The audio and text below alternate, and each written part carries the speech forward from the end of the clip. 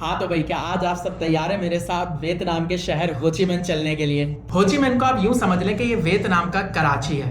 उसकी पहली वजह, यहाँ पे बेइंतहा बाइक्स हैं। यकीन करें मैं खुद कराची में रहता हूँ लेकिन मैंने अपनी ज़िंदगी में इतनी सारी बाइक एक शहर में नहीं देखी। और ये शहर जो बहुत ज़्यादा मशहूर है वो है अपनी नाइट लाइफ की वजह से। यहाँ बहुत पार्टी होती है, जितने भी टूरिस्ट आते हैं दुनिया भर से वो यहाँ पे आके क्लबिंग करते हैं, घूमते फिरते हैं, यहाँ पे साइट सीइंग करते हैं। तो ये बहुत ही वियतनाम का हॉट स्पॉट है टूरिस्ट्स को लेके।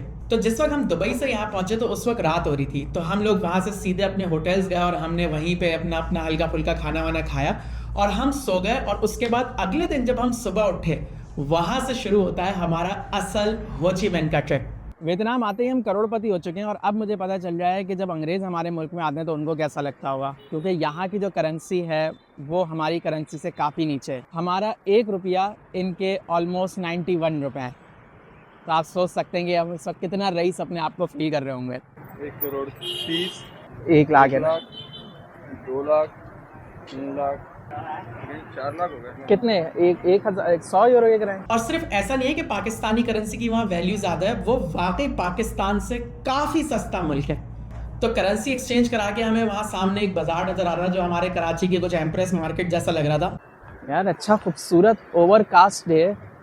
जो बात है बेहतरीन है। हाँ तो मतलब उम्मीद भी नहीं थी कि ऐसा मौसम ही हमें मिलेगा। हाँ मैं तो सोच रहा था धूप धूप होगी। यार ये कितनी मज़े की मार्केट लग रही है। हाँ मार्केट आ गई, चौड़ी जैनब मार्केट। थोड़ी वहाँ पे तो एक दूसरे के ऊपर सब घिस रहा होगा। हाँ हवा है इस जैनब मार्केट में। मेरे को छत मतलब हमारे पाकिस्तान में फॉरेनर्स इतने नहीं आते, लेकिन आप और मुल्कों में जाके देखें तो आपको वहाँ के मकामी जितने नज़र आएंगे तकरीबन उतने ही वहाँ पे फॉरेनर्स भी नज़र आ रहे होंगे। वहाँ पर हम बहुत ज़्यादा देर घूम फिर नहीं सकते थे क्योंकि आज जुम्मे का दिन था और हम लोगों को जुम्मे की नमाज़ पढ़ने जाना था। और ये कोई मुसलमान मुल्क तो है नहीं कि जहाँ पे हर 2 कदम पे आपको मस्जिद मिल जाए, तो मस्जिद ढूंढना भी वहाँ पर एक काम है। बेस्ट क्लोथिंग, कैशमेल वूल।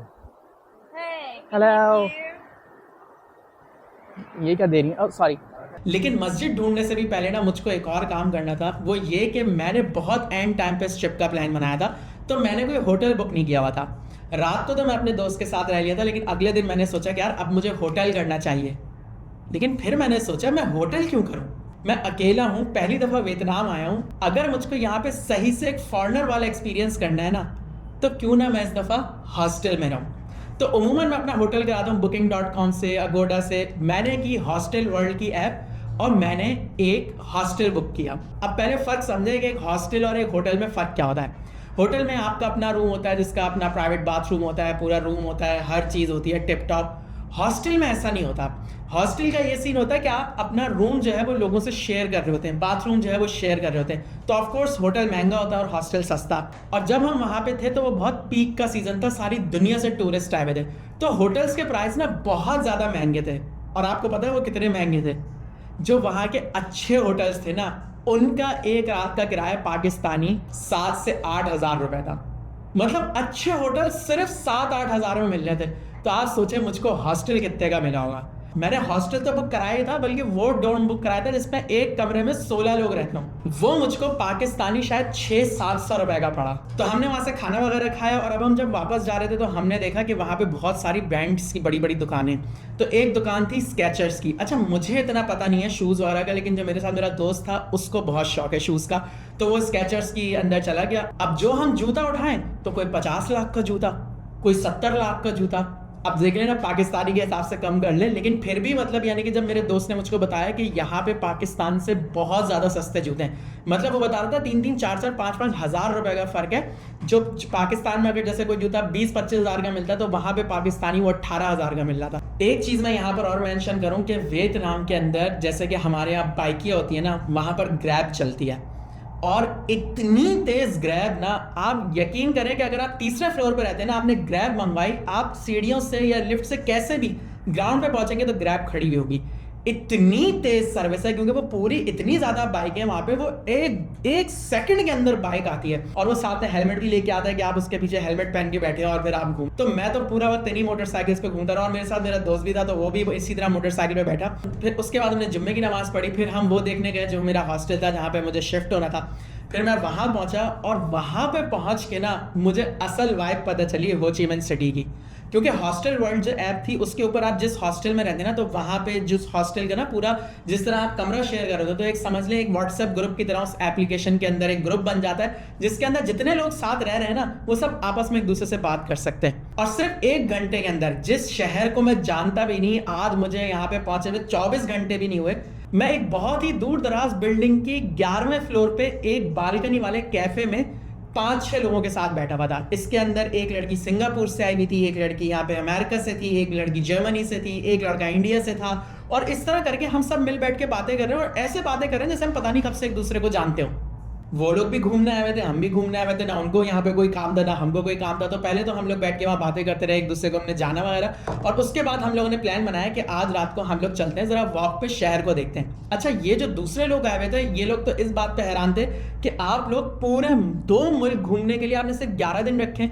ये लोग एक एक शहर घूमने के लिए 1.5 महीना लगाते हैं। एक शहर में जाते हैं, 1.5 महीना वहाँ रहते हैं, वहाँ के कल्चर से फेमिलियर होते हैं, वहाँ के खानों से फेमिलियर होते हैं। और एक हम थे, हमें हो ची मिन सिटी में सिर्फ हमारी 2 ही रातें थी, लेकिन हमने सोचा कि उन्हीं दिनों को कारामत बनाया जाए। तो फिर हम सब बाहर निकले वहाँ से। उसके बाद हमने उसी मार्केट में जिसमें हम सुबह गए थे, शाम में दोबारा हम उसी मार्केट में गए। अच्छा, हम तो मुसलमान हैं, हम तो वहाँ पे स्ट्रीट फूड खा नहीं सकते, लेकिन ये लोग तो खा सकते थे जो हमारे साथ थे, तो वो खाना वगैरह खाने लगे। मैं पूरा घूम के वही मॉल दोबारा देखने लगा। अब की बार मेरे पास बड़ा वाला कैमरा था, तो मैं उस कैमरे से तस्वीरें लेने लगा, वीडियोस बनाने लगा।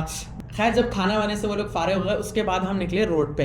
अभी तो हम थे सिर्फ कोई 5-6 लोग। अब हुआ क्या, उस ग्रुप के अंदर और मैसेज आने लगे कि हमें भी ज्वाइन करना है, हमें भी ज्वाइन करना है। करते करते कोई एक कपल ताइवान से आया, एक और लड़का स्विट्जरलैंड से आया, कुछ और लोग इंग्लैंड से आए, और इस तरह करते करते वो ग्रुप बड़ा ही होता चला गया। और अब हम सिर्फ और सिर्फ रोडों पे चलते हुए जा रहे हैं। Okay, yes, so can you see yourself in this? See, that's the camera actually. Map पे हमने खोला हुआ है कि भाई हमें इस जगह का पिज्ज़ा खाना है, ये करना है। अब वो खुला हुआ है और उसके पीछे पीछे चलते हुए जा रहे हैं। भाई कोई 1.25 घंटे तक हम लोग सिर्फ रोड पे चलते रहे। लेकिन जाहिर सी बात है, इतने डाइवर्स लोग पहली दफ़ा मिले तो पता ही नहीं चल रहा था टाइम का, क्योंकि हम लोग एक दूसरे से बातें कर रहे थे, एक दूसरे के बारे में बातें जान रहे थे। वो अपने कल्चर के बारे में बता रहे थे, हम अपने कल्चर के बारे में बता रहे थे। रास्ते में हमने बड़े बड़े मंदिर देखे, उन मंदिर के अंदर जाके देखा कि जो वियतनाम में एक्चुअल लोग रहते हैं वो किस तरह ज़िंदगी गुजारते हैं। और मेरी हमेशा से कोशिश ये होती है, मैं जिस मुल्क भी जाऊँ ना, वहाँ के कल्चर से, अब टाइम तो इतना नहीं होता हमारे पास, लेकिन जितना फेमिलियर मैं हो सकूँ मैं हो जाऊँ। अब आप मज़े की बात देखें, कोई 12-13 बल्कि 15 लोग एक साथ घूम रहे हैं, वियतनाम में घूम रहे हैं, और हम में से एक भी बंदा वियतनाम का नहीं था। सारे इधर उधर दूसरे मुल्कों से आए हुए, और ऐसे मजे से चिलिंग कर रहे हैं, जिससे मैंने ये भी सीखा कि इन लोगों के अंदर ना डर नहीं है। जैसे कि अगर मैं कहीं घूम रहा हूँ और मुझसे आके कोई डायरेक्ट बात करने लगता है, तो मुझे तो लगेगा सबसे पहले मेरा फ़ोन छीन लेगा, या ये मुझे कोई धोखा देना चाहता है, या इसका कोई मुझसे गर्ज होगा। वहाँ ऐसा कोई सीन ही नहीं था, सबको पता था सब घूमने आए हैं, सब एक दूसरे के साथ मजे से चिलिंग कर रहे हैं। और इसी तरह चिल करते कराते वहाँ पर हम एक बहुत ही फाइन डाइन किस्म की जगह पहुँचे। आप उसको यूँ कह लें कि वो हमारा जैसे कि कोलाची टाइप या इस तरह की बड़ी हिप सी जगह थी। वहाँ पे हम सब ने बैठ के खाना खाया। अब मैं और जो मेरा दोस्त था, हमने तो वहाँ पे जो पिज़्ज़ा मंगवाया, उसके ऊपर पिज़्ज़ा के ऊपर सिर्फ चीज़ थी और कुछ भी नहीं था। बाकी ये सब लोग अपने हिसाब से चीज़ें मंगवा रहे थे। अब मज़े की बात ये हुई कि जब बिल आया ना, तो वो बिल था मेरे ख्याल में कोई 5-6 मिलियन का बिल था, मतलब 50-60 लाख डॉलर का बिल था। अब सब ने अपनी जेब से पैसे दिए, जिसने जो खाया था पैसे दिए। अब जब वो पैसे हो गए, हमने बिल दिया, 1 मिलियन डॉलर्स उस बिल में ज़्यादा थे। अब ये समझ नहीं आ रहा कि किसने ज़्यादा पैसे दिए। अब कोई भी मानने को तैयार नहीं है कि मैंने ज़्यादा दिए। हर कोई बोल रहा है भाई मैंने अपने खाने के पैसे दिए, वो सब कह रहे हैं, लेकिन उसमें 1 मिलियन डॉलर ज़्यादा हो गए। तो अब हम सब बाहर निकले। हमने कहा यार, अब ये जो 1-1.5 मिलियन डॉलर्स है, मतलब 1-1.5 मिलियन पाकिस्तान के तो 10-15 हज़ार रुपये बनते हैं, लेकिन भाई बहुत बड़ी रकम। अब हमने कहा क्या करें, तो हमने कहा चलो अब हम लोग सब चलते हुए जाते हैं और रास्ते से कोई चीज़ ले लेंगे। तो हम एक कन्वीनियंस स्टोर में चले गए। जो दूसरे बाहर के लोग थे वो तो अपने हिसाब से जो वो खाते पीते चीज़ें वो ले रहे थे। अब हमारे पास ऐसा कुछ ऑप्शन था नहीं, तो हमने पानी की बोतल ले ली और उसके साथ मैंने एक चीज़ ली, ये मेंटोस। ये जो है, अच्छा हम जो हमारे पैसे ज़्यादा हुए थे ना, हम उनको नाम दे रहे थे कि ये हमारा म्यूचुअल फंड है हम सबका। तो ये उस म्यूचुअल फंड से जो है ये स्पॉन्सर की गई थी मेंटोस, और ये मेरे पास कल ख़त्म हुई है। मतलब मुझे आए हुए भी कोई 2 महीने हो गए, और ये मैं रोज़ाना इसमें से एक खाता था, दूसरों को बांटता था, और अब ये आखिरी जो है वो ख़त्म हो गई। तो मैंने सोचा था इस पर मैं वीडियो बनाऊंगा, लेकिन आज ये मेरे पास अभी रखी हुई तो मैं आपको दिखाऊँ।